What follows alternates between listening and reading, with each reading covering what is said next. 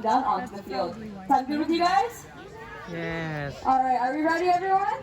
Yes. Alright, Ana, super loudly. Mami. In 3, 2, 2, 1, 1, fly! fly! And look to the back of the field.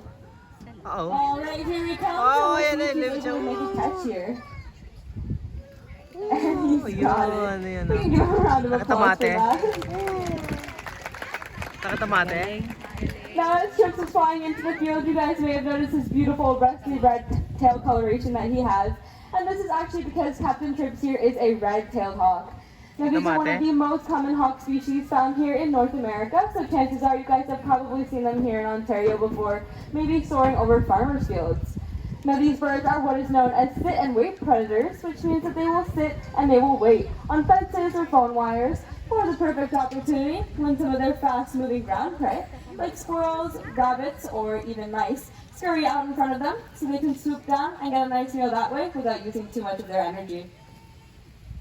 Now, as I said, the main focus of today's show is on raptors, and you guys may be wondering what a raptor actually is. Now, a raptor is a special subclass of birds of prey, and these guys are characterized by their sharp talons and their super strong feet with which they hunt with. Now, this includes hawks, as we just saw with Captain Trips, our red-tailed hawk, as well as eagles, falcons, and the next bird that's coming up for us today, which is an owl. So coming up from your left shortly is Dauber, and Dauber is a milky eagle owl. Here he comes. Now as Dauber's flying out here, I want you guys to notice that beautiful low flight that this bird has. Now this low flight pattern is because owls are what is known as silent hunters. Now they have really sensitive hearing, so it's super important that these guys stay nice and quiet when they fly to not alert their prey. Tsaka lumilipad din pala yan ah. Now by flying low to the ground, these birds reduce the need to flap their wings as much, and so they don't make as much of a noise, and they also don't cast as large of a shadow, so their prey can't see or hear them coming. We can also admire that beautiful flight as Dauber leads us today. Now the next bird that's going to be coming out in just a second is actually going to be flying down that backfield for us today. And I think that she's probably one of the better well-known birds in the bird kingdom. Now would you just fly for us? I want you guys to yell as loud as you can what bird you think that is. Eagle! Bald eagle, you guys got it. That is Juno, one of our bald eagles. There he is. Now we can admire that beautiful white tail and iconic bald head that these guys have. But they don't actually get this coloration until they're about 4 to 5 years old, and the juveniles stay a more mottled brown color. Ayun, ayun, Now, ayun, you know, ayun, here's ayun, going to ayun. show us just how good of a fisher she is by swimming this fish off the surface of our pond. Kita mo ate? And she's got it. Oh! Yeah, we can give her a round of applause for that. May kinuha siya oh. Now these eagles are found here in Ah, maliit na Ontario, and klase chances to. are if you were to see them, they'd be hanging Pinipitigan, around malaki bodies rin of eh. water because they absolutely Laki, oh. love to eat fish. Grabe Now kasi. many of you may not be familiar with the sad past that these eagles have had. In the 1960s and the 70s, there was a pesticide introduced into the Laki environment din called pala ulo, DDT. para ulo na to. Now this pesticide made its way up the food chain through bioaccumulation, and while it didn't directly harm these birds, what it did do was inhibit their ability to uptake calcium. Now we all know calcium is really important for you and I for keeping nice and strong bones, but for birds it's really important for producing strong eggshells. Now this lack of calcium meant these eagles were producing very thin and very brittle eggs. And they were actually so thin that when they went to go incubate their eggs, they'd end up crushing them underneath their weight. Now with no new babies to replace the older and dying generations, these eagles did see quite a large decline in their population sizes. But thankfully, scientists realized that DDT was the cause of the problem, and it was then banned in North America. These birds were then put onto the endangered species list, and through conservation efforts, their populations began slowly rising. They were officially removed off the endangered species list in 2007, and quite recently here in Ontario, they were removed off the species at risk list. And that just goes to show you guys how important conservation efforts are for protecting beautiful animals like our bald eagle. Now the next bird that's coming out for us today is actually my favorite here at Safari, and she may be yours as well. Now her name is Johnny, and Johnny is a striated caracara. Now Johnny's quite beautiful, but the first thing you might notice about her is she's a very large tripping hazard. Now this bird is super comfortable on the ground, but not to worry, this is totally normal. These striated caracaras are found on the Falkland Islands, which are just off the coast of South America. And on these islands there are no native predators, so they've adapted an on-the-ground lifestyle. Now these birds are incredibly resourceful, as Johnny here is going to show us, by figuring out this little puzzle we have for her on the field. And they have actually been seen to flip over buckets and flower pots on the Falkland Islands as well. Now these shiny characters are actually the most intelligent raptor species, and they are so smart that they learned that if they team up together, they're able to take down prey as large as sheep, which is very impressive, as that is about a 3-pound bird. Now, however impressive this may be, the farmers of the Falkland Islands didn't enjoy this very much, and so they did unfortunately begin to hunt these birds down quite near to extinction. But again, conservationists stepped in, and they're doing just fine now, with about 500 breeding pairs left in the wild, and that again goes to highlight the importance of conservation efforts. Now, before our next two birds come out, I was wondering if we had any brave kids in the audience today that wanted to volunteer and do a bit of running down here with me. So I'm going to have you guys put your hands up as high as you can. I'm only going to pick a few kids from each standing, so please only come down if we do call you, and I'll have you meet me right here by the skate. Alright, you in the purple shirt at the back can come down, and you with the purple bucket hat. You in the red and you in the blue right here. You in the green and you at the very back with the red hat can come down.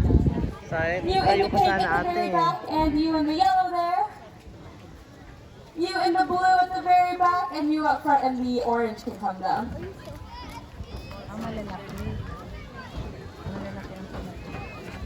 Ah, kids.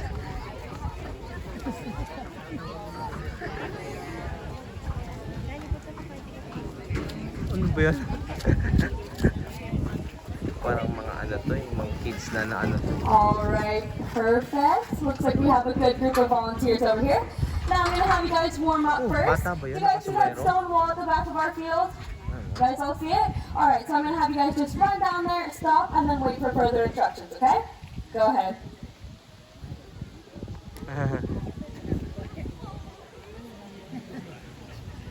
Takbo lang. Alright, well as you guys may have guessed, we're going to be doing a bit of a race here today, which may seem a little bit silly, but coming up on your left is our pair of black vultures, Donovan and Dyson. I-erase. Alright, and there they go. Now these guys are super fast in the air, as you can see, so you may be wondering, why are we doing a race? Well, these guys are actually scavengers, and they have flat feet, which makes them really good at moving around on the ground, and we're going to show you guys.